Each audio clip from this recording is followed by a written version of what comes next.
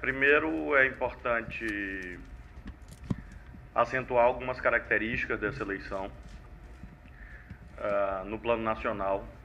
Em primeiro lugar, eu friso o fato de nós termos o crescimento de um sentimento contrário à política, um sentimento antipolítica, traduzido em dois fenômenos. O alto índice de abstenção, votos nulos e brancos. Em alguns lugares isso chegou a praticamente metade do eleitorado, principalmente nos grandes centros. Essa é uma característica bastante preocupante, porque sinaliza um afastamento de parcelas expressivas da sociedade em relação ao mundo institucional. E o segundo aspecto, o segundo sintoma desse fenômeno é exatamente a vitória de candidatos que se apresentavam como externos à política, ou candidatos não políticos, como se isso fosse possível. É claro que, obviamente, alguém integrar um partido e disputar uma eleição já significa que ele é político, mas o discurso contrário à política, de modo que a primeira observação que eu faço é esta: uma crise profunda de representação política, traduzida nesse afastamento da sociedade, em candidatos se pretendendo antipolíticos, e uma fragmentação partidária bastante grande, de modo que é muito difícil apontar grandes vencedores. É claro que há grandes derrotados, mas é difícil identificar grandes vencedores. A segunda observação que eu faço diz respeito a uma circunstância que se revelou também no Maranhão, que é o crescimento da presença do crime organizado na cena eleitoral. Crime organizado, facções criminosas, organizações criminosas, milícias, disputando na política, disputando contra a política. Isso também em termos nacionais, de modo bastante claro, candidatos patrocinados por organizações criminosas financiando campanhas, organizações criminosas, no caso, por exemplo, de São Luís, tentando impedir a eleição, mostrando que há aquilo que já foi diagnosticado anteriormente. Nós temos uma agudização da crise da segurança pública no Brasil. E isso propicia o surgimento de vários fenômenos como esses. Nós tivemos confrontos armados em vários estados, morte de candidatos, morte de coordenadores de campanhas em vários estados, notadamente Rio, Goiás, Paraná, e isso também chegou ao Maranhão. Nesse ponto, eu gostaria de sublinhar o trabalho notável feito pelo sistema de segurança pública e pelo nosso sistema penitenciário, que, em meio a uma grave crise, conseguiu garantir a ocorrência das eleições com liberdade para os eleitores, para os candidatos.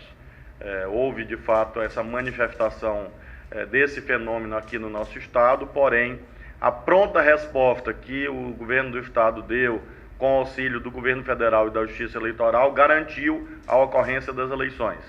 Porém, é de se notar que algo que já vem de alguns anos no nosso estado chegou a esse patamar do envolvimento com a política e, infelizmente, não é algo específico do Maranhão, porque em outros estados nós também verificamos isto. Verificamos, inclusive, facções e organizações criminosas financiando campanhas, como tem sido anunciado em outros estados. A terceira observação que eu faço, essa de caráter mais político, diz respeito também ainda ao âmbito nacional, que o nosso campo ideológico, o campo da esquerda, sofreu um imenso retrocesso. Nós temos que reconhecer, muitas derrotas expressivas. A bem da verdade, é como se nós tivéssemos retornado ao patamar de 1985, em termos quantitativos. Isso deriva de uma série de fatores. É preciso que o nosso campo político, em termos nacionais, e aí incluo o meu partido, o PCdoB, reflita bastante sobre isso, porque nós tivemos derrotas bastante expressivas. A mais notável é a da cidade de São Paulo, mas também cidades como Porto Alegre, a esquerda ficou fora do segundo turno, Belo Horizonte, a esquerda ficou fora do segundo turno, Salvador não houve segundo turno, de modo que em grandes cidades houve uma tendência mais conservadora do eleitorado, e isso é uma observação também importante a ser feita. E isso não se vincula apenas à questão do impeachment em si mesmo, tanto que o PMDB não foi um grande vitorioso. Se vincula, a meu ver, a uma visão geral da sociedade, derivada de dois aspectos. Primeiro, a Operação Lava Jato e, segundo, a crise econômica. Todos aqueles que acompanham a política mundial sabem que, no contexto de crise econômica, nós temos uma curva à direita desde o nazifascismo dos anos 30. E isso, em termos internacionais, se manifestou agora de vários países do mundo, né? Donald Trump polarizando a eleição dos Estados Unidos, houve essa inusitada rejeição do acordo de paz entre o governo da Colômbia e as Farc, voto pela saída do Reino Unido da União Europeia, e no caso brasileiro essa viragem conservadora, de modo que a crise econômica acaba levando a que haja esse tipo de comportamento do eleitorado em vários países do mundo, uma crise econômica profunda e persistente, que vem desde 2008 na maioria dos países do mundo, e isso faz com que isso tenha se refletido também no caso brasileiro. A quarta observação que eu queria fazer diz respeito ao nosso Estado, também de índole, uma observação de índole política. Nós, do governo, estamos bastante felizes com o resultado da eleição, porque, a despeito de uma ou outra cidade em que nosso candidato não obteve êxito, mas considerando globalmente, os partidos que apoiam o governo e os candidatos que apoiam o governo saíram amplamente vencedores. Esse diagnóstico começa da análise do próprio desempenho do meu partido, do PCdoB, que teve uma espetacular vitória na medida em que elegeu 46 prefeitos do nosso estado, um salto que multiplicou por 10 praticamente o número de prefeituras, o que aumenta as suas responsabilidades, considerando ainda que o segundo e o terceiro partido, também em número de prefeitos, também compõem o nosso governo, no caso o PDT e o PSDB. Então, quando nós somamos três partidos do governo, PCdoB, PDT e PSDB, nós temos os três primeiros melhores resultados em número de prefeitos. A isso se soma, claro, o desempenho do PSB, do próprio PT, que na imensa maioria dos municípios teve o nosso apoio, candidatos de outros partidos também que tiveram o nosso apoio, do PP e de outros partidos. Nós não fechamos a contabilidade final, ainda há uma controvérsia entre mim e o secretário Marcelo. Eu falo 150, ele chegou a 160, mas é certo que há algo em torno de 150 prefeituras das 217 estão no nosso campo de alianças. Então esse é um resultado bastante positivo, bastante expressivo, e nós estamos felizes porque consideramos isso como uma continuidade do processo de 2014, como sinal de aprovação majoritária às políticas que nós estamos implementando. Naturalmente que analiso em termos gerais, porque eleições são municipais e há circunstâncias próprias da luta política de cada município. Mas se nós olharmos o sentimento geral do Estado, a partir desses resultados, é um sentimento favorável à visão política que nós estamos implementando no governo. A quinta observação que eu quero fazer diz respeito ao comportamento do próprio governo.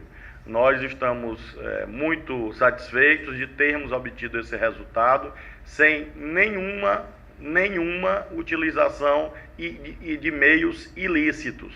Nós não utilizamos nenhum meio ilegal a não ser aqueles próprios da luta política. Não utilizamos nada que possa ser apontado como ilegalidade. Ou seja, a máquina governamental, enquanto tal, não foi utilizada em proveito deste ou daquele candidato.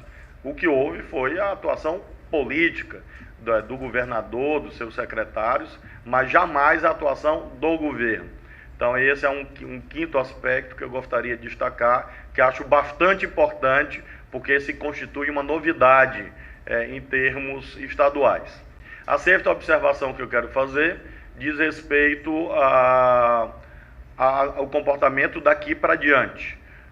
Nós vamos nos relacionar, e já tenho anunciado isso, e mais do que anunciar, eu tenho praticado essa visão segundo a qual todos os prefeitos e prefeitas, ao nos procurarem, ao desejarem efetivamente parcerias, eles são atendidos pelo nosso governo. Nesse período, por exemplo, nós fizemos o programa Mais Asfalto em 150 cidades do estado, não obstante tivéssemos apenas 17 prefeitos apoiando o nosso governo.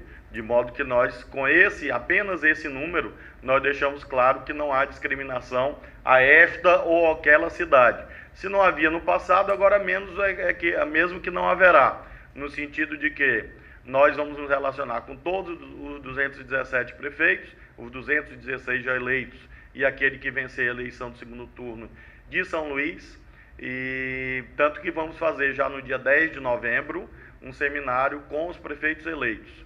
No dia 10 de novembro nós vamos convidar todos os 217 prefeitos, indistintamente, para nós apresentarmos os principais programas do governo do estado, programas como o Mais IDH, programas como Água para Todos, o Mais Asfalto, o programa Escola Digna, o programa de apoio aos municípios no que se refere à urbanização, pavimentação, programas no campo do esporte, na área da cultura. Nós vamos resenhar todos esses programas e mostrar para todos os prefeitos e prefeitas como eles podem fazer parcerias com o governo do estado. Quais são os caminhos pelos quais será possível haver convergência de esforços, ou seja, a conjugação de recursos municipais e estaduais para que haja melhores resultados para a população. De modo que já no dia 10 de novembro faremos isso, demos um intervalo exatamente para que os prefeitos e prefeitas recém-eleitos possam formar suas equipes, porque imaginamos que além da presença minha, pessoal, junto a eles, é importante que haja reuniões setoriais com os secretários, novos secretários de educação, novos secretários de saúde e assim sucessivamente, para que nós possamos avançar naquilo que é de interesse público. Em relação a isso, desde logo, fixo duas grandes prioridades para 2017. Uma, água, é realmente um drama crescente no nosso estado e nós vamos propor parcerias muito fortes com os municípios em relação a isto, especialmente nas áreas em que a CAIMA atua, e a temática da saúde, uma vez que é impossível prover serviços de saúde para o nosso estado sem que haja uma atuação consorciada. Nós temos hoje a rede de hospitais estaduais, macro-regionais, eu falo rede porque originariamente era apenas o hospital de Presidente Dutra, que foi inaugurado pelo governador Jackson Lago, que está sendo reformado. E agora nós temos também o de Imperatriz, o de Santa Inês, o de Caxias, Pinheiro, e Bacabal, que foram inaugurados, concluídos, abertos, inaugurados no nosso governo, e estamos concluindo Balsas e Chapadinha, de modo que, além da rede de São Luís, nós temos essa estrutura para oferecer a parceria com os municípios. Agora é importante exatamente que haja a articulação entre Estado e municípios, uma vez que a saúde no Brasil é municipalizada, ou seja, os recursos estão no município e apenas subsidiariamente no governo do Estado, de modo que não é possível imaginar que o governo do estado vai prover todo o serviço de saúde, uma vez que legalmente a saúde é posta sob a gestão do município. De modo que nós temos temas como esses para avançar. No caso da ilha de São Luís, nós temos o tema da metropolização, também será um tema central para 2017. Já falei isso ao prefeito Luiz Fernando, que contou com o nosso apoio, ao prefeito Domingos Dutra, que também contou com o nosso apoio, à prefeita Thalita Laci, que também contou com o nosso apoio, e claro, direi isso àquele que venceu o segundo turno de São Luís, de modo que nós teremos também uma articulação muito forte na ilha e municípios vizinhos.